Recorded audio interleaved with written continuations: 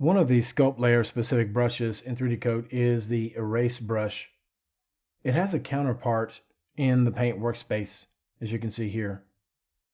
When you're working in the Paint Workspace on a high poly sculpt, you can actually do your sculpting here if you prefer using the different brushes that are applicable.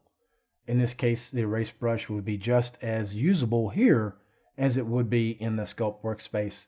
Now, why you may want to actually sculpt here is, for example, if you are using smart materials, you can apply color, glossiness, metalness, and depth all at the same time. Let me go ahead and do a little bit of work here on this eye layer. And just as in Photoshop, when you erase, it's relatively destructive. I can undo obviously at this point, but let's say an hour or two down the road, after I've done quite a bit of work, that information is practically gone. As I mentioned in another video regarding the magnification brush in the Sculpt Workspace, that acts as a more non-destructive type of erasing functionality because, as the name implies, it's going to magnify or reduce the amount of depth. So you could essentially reduce the depth but still be able to get that information back. Let's go ahead and erase a little bit here.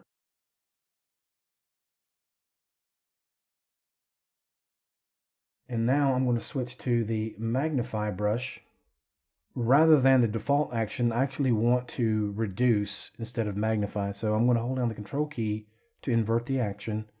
And as I brush, it effectively removes the depth. Now, if I try to magnify here, see, I've got nothing. I have no information because I erased it. But here, if I scrub, I can bring most, if not all, of that information back. One last thing I should mention is you have the ability to adjust your erase transparency or intensity, if you will. So let's go ahead and reduce that down to, let's say, about 25 or so. And on the same layer,